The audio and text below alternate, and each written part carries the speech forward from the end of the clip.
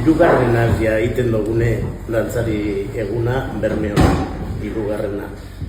Eta orduen, karo, lehenengotan izin zirean, beste biek izin zirean hortxe, kanpo futbolean eta baina Bermeoko jentea ez da bizitzen hori bestea hemen dauen moduen. Aurten Lameran izango da. Udaletik guretzako, ohore handia da eta zelan esposa da Bermeontzako olako ekitaldi bat hartzi.